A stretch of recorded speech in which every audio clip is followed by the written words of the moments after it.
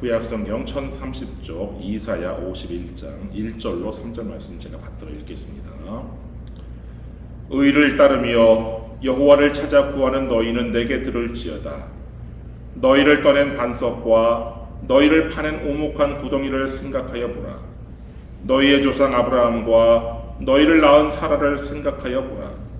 아브라함이 혼자 있을 때에 내가 그를 부르고 그에게 복을 주어 창성하게 하였느니라.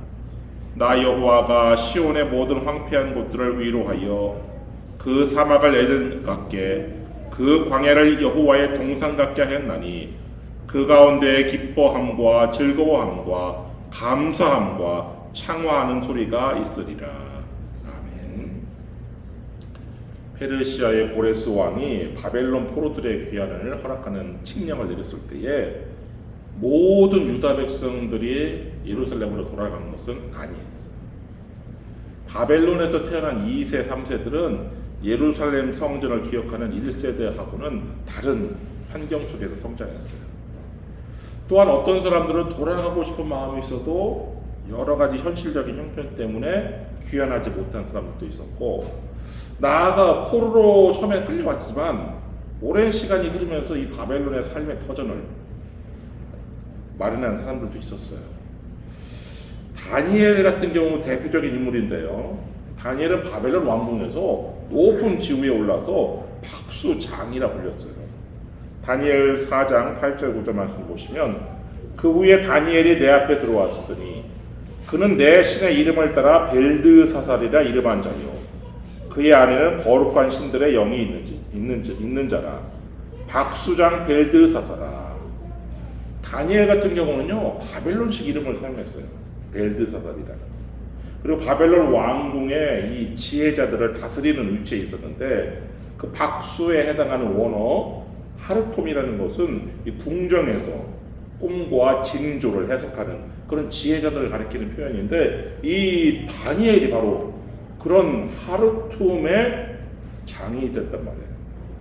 이 다니엘이 그 하나님의 지혜로 느부갓네살 왕의 꿈과 해석을 보인 다음에 바벨론 모든 지혜자의 어른이 되었는데, 다니엘 2장 48절 말씀 보시면 왕이 이에 다니엘을 높여 귀한 선물을 많이 주며 그를 세워 바벨론 온 지방을 다스리게 하며 또 바벨론 모든 지혜자의 어른을 삼았으며, 또 이 다니엘의 세 친구 하나니아, 미사엘, 아사랴도 각각 바벨론식 이름인 사드락, 메삭, 아벳느고로 불렸고 바벨론의 관리가 되었어요. 다니엘 2장 49절 왕이 또 다니엘의 요구대로 사드락과 메삭과 아벳느고를 세워 바벨론 지방의 일을 다스리게 하였고 다니엘은 왕궁에 있었더라. 이 다니엘과 이 세 친구들은요 바벨론 포로에서 귀환하는 백성 가운데 포함되지 않았어요. 그렇다고 해서 뭐 믿음이 없는 사람들이었었느냐? 그건 아니죠. 다니엘은 타국에 있으면서도 또 다른 신에게 기도하면 사자굴에 던져진다는 조서가 있었음에도 불구하고 여전히 예루살렘을 향해 기도했던 그런 믿음의 사람이었어요. 다니엘 6장 10절 말씀 보시면 다니엘이 이 조서에 왕의 도장이 찍힌 것을 알고도 자기 집에 돌아가서는 윗방에 올라가 예루살렘으로 향한 창문을 열고 전에 하던 대로 하루 3번씩 무릎을 꿇고 기도하며 그의 하나님께 감사했더라. 이런 믿음의 사람이었지만 오랜 세월 자신에게 맡겨진 사명 또 삶의 자리가 있었기 때문에 귀환의 길을 선택하지 않았던 것을 보여요. 다니엘처럼 바벨론에 남은 사람들이 많이 있었어요. 근데 이 사람들이 뭐 고향을 잊었거나 하나님을 잊어버린 사람들이 아니라 그냥 자신들에게 주어진 자리에서 살았던 사람들이었죠. 시간이 흐르면서 많은 유대인들이 이 바벨론과 페르시아 제국 여러 지역에 정착을 해가지고 유다인 공동체 디아스포라를 이루었는데, 그래서 하만이 아하수에르 왕에게 이렇게 말을 해요. 에스더 3장 8절 말씀 보시면 한 민족이 왕의 나라 각 지방 백성 중에 흩어져 거하는데 그 법률이 만민의 것과 달라서 왕의 법률을 지키지 아니하오니 용납하는 것이 왕에게 무익하니이다. 이 하란이 멸절하려 했던 그 한 민족, 그 민족이 바로 유다 민족이에요. 이 유다 민족이 페르시아 제국 전체에 흩어져서 지금 살고 있단 말이에요. 또 이제 페르시아 제국의 왕궁에 있는 이 수산성에도 유다인 공동체가 있었고, 그 중에 유명한 인물이 바로 모르드게 에스더였죠. 에스더 2장 5절 말씀 보시면, 도성 수산에 한 유다인이 있으니 이름은 모르드게라. 그는 베냐민 자손이니 기스의 증손이요 시므이의 손자요 야일의 아들이라. 이 모르드게가 사촌 동생 에스더를, 부모를 잃은 사촌 동생 에스더를 양육했고, 이 에스더가 하나님의 섭리 가운데 페르시아 제국의 왕후가 나중에 되었죠. 이 에스더와 모르드게의 이야기는 이 바벨론 포로로 끌려갔던 유다인들이 시간이 흐르면서 점차 제국 안에 새로운 삶의 터전을 이루게 되었음을 보여주는 거예요. 그러니까 많은 유다인들이 포로로 있다가 돌아온 게 아니라 각자의 자리에서 자리를 잡아가며 살아가는 그런 공동체가 살고 있었다는 거예요. 그런데 그 모든 안정된 삶을 뒤로 하고 폐허가 된 예루살렘, 거기 돌아가서 오직 성전을 다시 세우라는 이 사명에 순종하고자 예루살렘으로 유다로 변방 유다로 돌아가는 이 사람들은요, 이게 보통 신앙인들이 아닌 거예요. 그래서 오늘 본문에서 하나님께서 그런 사람들을 특별하게 부르시는데 1절 말씀 보시면, 의를 따르며 여호와를 찾아 구하는 너희는 내게 들을지어다. 너희를 떠낸 반석과 너희를 파낸 옥묵한 구덩이를 생각하여 보라.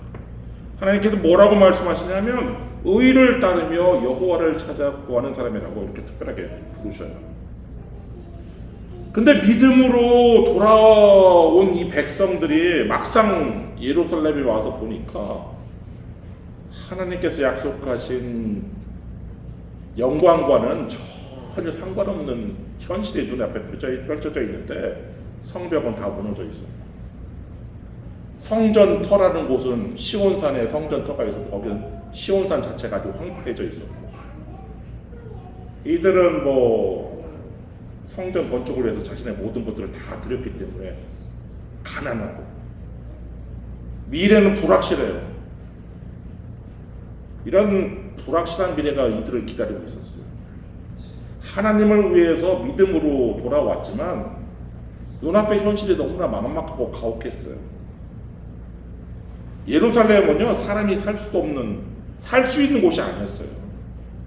그래서 예루살렘이 아닌 각자의 성읍에 정착을 먼저 했는데, 그래서 에스라가 이렇게 기록을 하죠. 에스라 3장 1절 말씀 보시면, 이스라엘 자손이 각자의 성읍에 살았더니 일곱째 달에 이르러 일제히 예루살렘에 모인지라. 이 귀한 이 백성들이 예루살렘에 다시 모인 건 언제였냐면 일곱째 달 1일에 예루살렘에 다시 모였어요. 그리고 가장 먼저 한 일은 성전을 짓는 일이 아니었어요. 가장 먼저 한 일은 하나님께 예배를 회복하는 일이었어요. 에스라 3장 6절 말씀 보시면, 일곱째 달 초하루부터 비로소 여호와께 번제를 드렸으나 그때 여호와의 성전지들은 아직 놓지 못한지라. 이 사람들은 먼저 제단을 세우고 먼저 하나님께 예배를 드렸어요. 그 다음에 이제 성전 건축을 위한 준비에 들어갔는데, 에스라 3장 7절 말씀 보시면, 이에 석수와 목수에게 돈을 주고 또 시돈 사람과 두롯 사람에게 먹을 것과 마실 것과 기름을 주고 백향목을 레바논에서 욥바 해변까지 운송하게 하였더라. 일꾼들을 고용하고 성전 건축을 위해서, 또 성전 건축의 그 재료인 백향목을 레바논에서부터 수입을 했어요. 그렇게 해서 마침내 성전의 기초를 놓는 날이 왔어요. 근데 이날의 반응이 이 귀한 공동체의 세대에 따라서 달랐는데, 에스라 3장 12절 말씀 보시면, 제사장들과 레위 사람들과 나이 많은 족장들은 첫 성전을 보았으므로 이제 이 성전의 기초가 놓임을 보고 대성통곡하였으나 여러 사람은 기쁨으로 크게 함성을 지르니. 첫 성전을 기억하는 사람들은요, 과거에 화려했던 그 영광과 현재의 이 초라함 사이에서 대성통곡을 했어요. 그러나 새로운 세대는 하나님께서 다시 시작하게 하시는구나, 그 은혜를 보고 기뻐했어요.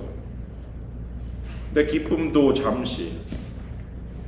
이 땅에 살고 있었던 사람들이 성전 재건을 방해하기 시작하는데, 에스라 4장 4절, 이로부터 그 땅 백성이 유다 백성의 손을 약하게 하여 그 건축을 방해하되, 그 땅에 살고 있었던 사람들은 사마리아 사람들인데, 이 사마리아 사람들이 유다 백성들의 마음을 약하게 하고 또 관리들을 매수해서, 페르시아의 관리들을 매수해서 공사를 막은 거예요. 에스라 4장 5절, 바사왕 고레스의 시대부터 바사왕 다리오가 즉위할 때까지 관리들에게 뇌물을 주어 그 계획을 막았으며, 그렇게 해서 성전 재건이 기초만 놓고 중단됐어요. 언제까지 중단됐느냐? 에스라 4장 24절 말씀 보시면, 이에 예루살렘에서 하나님의 성전 공사가 바사왕 다리오 제2년까지 중단되니라. 고레스의 칙령으로 왔건만 이 관리들을, 뇌물을 받은 이 관리들에 의해서 성전을 짓지 못한 거란 말이에요. 언제까지? 그 다음 왕 2년까지, 한 16년 동안. 여러분, 이 귀한 자들의 심정을 한번 생각해 보세요. 하나님의 성전을 다시 세우리라, 이 사명만 품고 바벨론에서부터 예루살렘까지 왔다고. 이 길이요, 결코 짧은 길이 아니에요. 뭐 옆 동네가 아니에요. 에스라가 바벨론에서 예루살렘까지 오는데 넉 달이 걸렸다고 기록을 하는데, 에스라 7장 9절, 첫째 달 초하루에 바벨론에서 길을 떠났고 하나님의 선한 손의 도우심을 입어 다섯째 달 초하루에 예루살렘에 이르니라.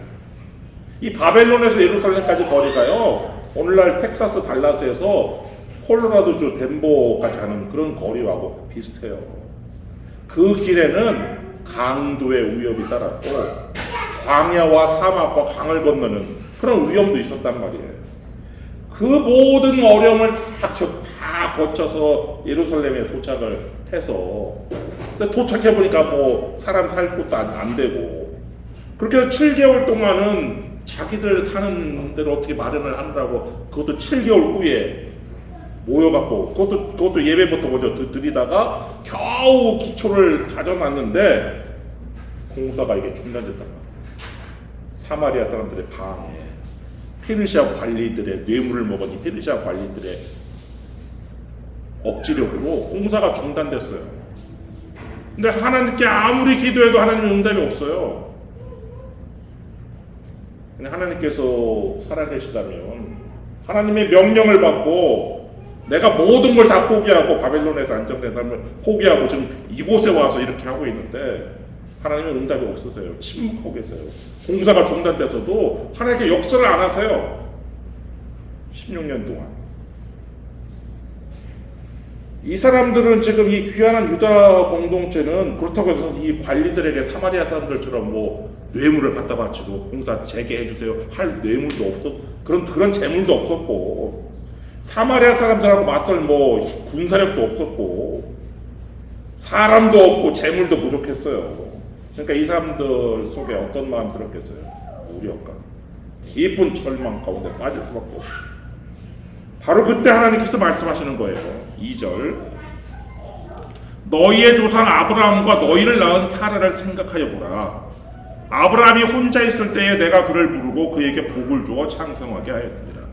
그 1절에서 너희를 떠낸 반석, 그거는 2절의 그 아브라함이고, 너희를 파낸 우묵한 구덩이, 이거는 2절에서 사라를 상징하는 것인데, 하나님께서는 아브라함과 사라를 생각해 보라는 거예요.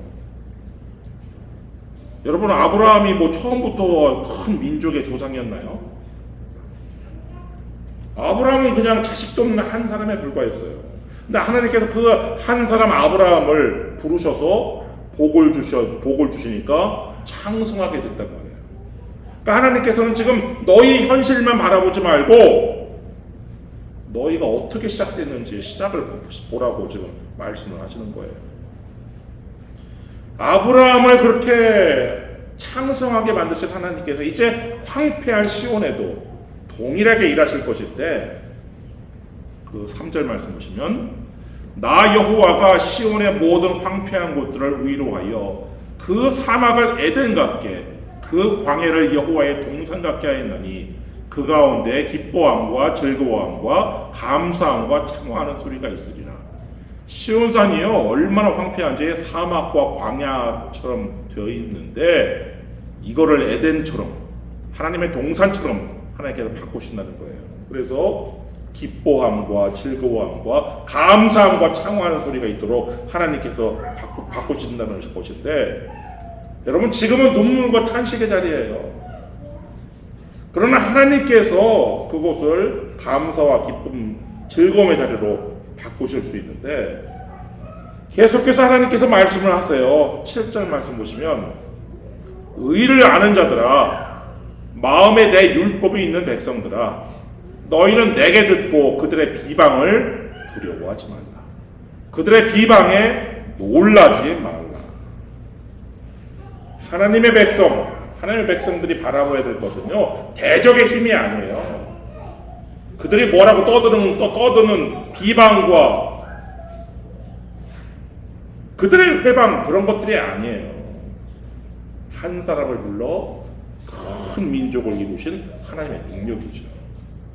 지금은 이 대적자들이 막 강해 보이고 막 날뛰는 것처럼 보이지만, 그러나 그들의 힘은 영원하지 않아요. 하나님께서 이렇게 말씀하시는데 8절 옷같이 좀이 그들을 먹을 것이며 양털같이 좀벌레가 그들을 먹을 것이나 나의 공의는 영원히 있겠고 나의 구원은 세세에 미치리라. 인간의 권세는요 지금은 아주 누구도 건드릴 수 없을 것처럼 보이지만 결국 사라져요. 그러나 하나님의 공의와 하나님의 구원은 영원한 것이죠. 그래서 하나님께서 죽을 사람을 두려워하지 말라고 말씀하시는데 12절 이르시되 너희를 위로하는 자는 곧 나이니라. 너는 어떠한 자이기에 죽을 사람을 두려워하며 풀같이 될 사람의 아들을 두려워하느냐. 사람을 두려워하지 말라는 것은요 성경에서 계속해서 나오는 메시지예요. 예수님께서는 심지어요 너희를 죽일 수 있는 그런 사람도, 그런 존재도 두려워하지 말라고 말씀하세요. 그리고 오직 누굴 두려워하라고 말씀하시냐면 몸과 영혼을 능히 지옥에 멸하실 수 있는 하나님을 두려워하라고 말씀하셨어요. 하나님께서 죽을 사람, 풀같이 될 사람의 아들, 풀이라는 것이 아무리 막 엄청나게 막 번성한 것 같아도요 햇볕 한 번 쪼이면 그냥 쓰러지는 게 풀이에요. 사람이 아무리 막 엄청나게 대단한 것 같아도 한번 하나님의 빛이 비치면요 의인은 뭐 흥왕하지만 악인은 쇠락하는 거예요. 우리가 두려워될 사람은 잠시 있다 사라질 유한한 인간이 아니라 하늘을 펴시고 땅에 기초를 놓으시고 우리를 지으신 하나님이신데 13절 하늘을 펴고 땅에 기초를 정하고 너를 지은 자 여호와를 어찌하여 잊어버렸느냐. 너를 멸하려고 준비하는 저 학대자의 분노를 어찌하여 항상 종일 두려워하느냐. 학대자의 분노가 어딨냐. 왜 하나님은 잊어버리고 너를 핍박하는 학대자는 두려워서 벌벌 떠느냐. 하나님께서 이제 역사하시면 그 학대자의 분노, 학대자 자체도 다 소멸되고 없어질 것인데 누구를 두려워할 것인지 하나님께서 말씀을 하시는 거예요. 여러분 하나님께서 16년 동안 침묵하셨다고 그래서요 하나님께서 버리셨다는 뜻이 아니에요. 물론 과거 예루살렘은 하나님께서 버리셨어요. 하나님의 분노의 잔을 마셨어요. 17절 말씀 보시면 여호와의 손에서 그의 분노의 잔을 마신 예루살렘이여 깰지어다 일어설지어다. 내가 이미 비틀거름치게 하는 큰 잔을 마셔 다 비웠도다. 하나님께서 예루살렘을 징계하신 그 목적은 예루살렘을 완전히 버리시기 위함이 아니라, 멸망이 아니라 예루살렘을 다시 일으켜 세우시려는 회복이란 말이에요. 그래서 이제 하나님께서는 자기 백성을 붙드시고 억울함을 풀어주시는 분으로 나타나시는데, 22절, 내 주 여호와 그의 백성의 억울함을 풀어주시는 네 하나님이 이같이 말씀하시되, 보라, 내가 비틀거름치게 하는 잔 곧 나의 분노의 큰 잔을 네 손에서 거두어서 네가 다시는 마시지 못하게 하고. 하나님께서 예루살렘에 내린 그 분노의 큰 잔은 거두시고요, 이걸 누구한테 주냐면 하나님의 백성을 괴롭히는 그 학대자들에게 주신다는 거예요. 23절, 그 잔을 너를 괴롭게 하던 자들의 손에 두리라. 그들은 일찍이 네게 이르기를 엎드리라, 우리가 넘어가리라 하던 자들이라. 너를 넘어가리는 그들에게 네가 네 허리를 땅과 같게 길거리와 같게 하였느니라 하시니라. 유다 백성들은 힘이 없어가지고 이 학대자들한테 야, 너 엎드려! 그러니까 엎드릴 수밖에 없었던 그런 사람들이었어요. 그러나 이제 하나님께서 분노의 큰 잔을 그 학대자들의 손에 옮기겠다는 거예요. 여러분, 대적자가요, 아무리 강해 보여도요, 하나님께서 하시겠다고 하신 계획을 막을 수 없어요. 하나님께서 지금 성전을 재건시키기 위해서 고레스의 마음을 감동시키시고 이 바벨론 포로들이 돌아오게 하셨단 말이에요. 이거를 아무리 사마리아 사람들이 뇌물을 주고 여러 가지 힘으로 막으려고 해도 막을 수가 없는 거예요. 결국 역사를 보면 예루살렘 성전이 재건되고 예루살렘 성벽이 다시 재건되죠. 여러분, 하나님께서는 언제나 작은 곳에서 시작하시는 분이에요. 이스라엘 백성이 처음 바벨론에 돌아왔을 때 이들의 모습은 너무나 초라해 있었죠. 그래서 언제부턴가는 자신들의 힘으로 아무것도 할 수 없다라고 생각을 했겠죠. 그러나 하나님께서 지금 그들의 시초를 기억하게 하신 거예요. 너희들 처음에 어땠느냐? 너희의 조상 아브라함과 너희를 낳은 사라를 한번 생각해보라. 여러분, 아브라함이 무슨 자식이 없는 노인에 불과했잖아요. 사라는 자녀를 낳을 가능성도 없어 보였잖아요. 그런데 하나님께서 그 한 사람 아브라함을 부르시고 복을 주셔서 이렇게 창성하게 됐단 말이에요. 그래서 하나님께서 너의 시초, 너의 시작을 기억해봐라, 생각해봐라. 여러분, 하나님께서요, 오늘도 같은 방식으로 일을 하세요. 우리가 가진 것이 많아서 하나님께서 우리를 사용하시는 것이 아니에요. 또 사람이 많아야 하나님의 역사가 시작되는 것도 아니에요. 사실 하나님께서 부르시면요, 한 사람으로도 충분해요. 아브라함 한 사람을 통해서 이스라엘을 만드신 하나님께서요, 황폐해 보이는 이 시온도 다시 회복시키시고, 그래서 무너진 성전의 기초 위에다가 다시 성전을 세우시고, 슬픔과 탄식의 자리에 기쁨과 감사의 찬송을 회복시킬 수 있단 말이에요. 여러분, 혹시 여러분의 삶이 지금 황폐한 시온처럼 보이시나요? 우리 힘과 형편이 너무 작아 보이고 우리가 가진 것은 대적자들에 비해 너무 부족해 보일 때가 있나요? 하나님께서 우리에게 말씀하세요. 내가 얼마나 작은가를 보지 말고 내가 누구인가를 보아라. 하늘 펴시고 땅의 기초를 정하신 내가 누구인가를 보아라. 하나님께서 한 사람 아브라함을 통해서 이스라엘을 만드신 것처럼 지금 이 돌아온 작은 이 공동체를 통해서 예루살렘을 다시 세우시는데, 오늘도 하나님께서는 믿음으로 서 있는 한 사람을 통해서 하나님의 일을 이루어 가세요. 여러분 눈앞에 있는 현실이 아무리 작고 초라해 보여도 낙심하지 마시기를 주님의 이름으로 축원합니다. 한 사람 아브라함을 부르셔서 큰 민족을 이루신 하나님께서 오늘도 적은 믿음이지만 여러분 한 사람을 통해서 하나님의 역사를 이루어 가실 것인데, 황폐한 시온을 다시 회복시키신, 에덴과 같이 회복시키신 하나님께서 여러분의 무너진 자리, 이 무너진 자리도 다시 세워주시기를 주님의 이름으로 축원합니다. 이번 주 한 사람에서 시작해서 큰 역사를 이루시는 하나님의 손길을 경험하는 저와 여러분이 되기를 주님의 이름으로 축원합니다. 기도하겠습니다.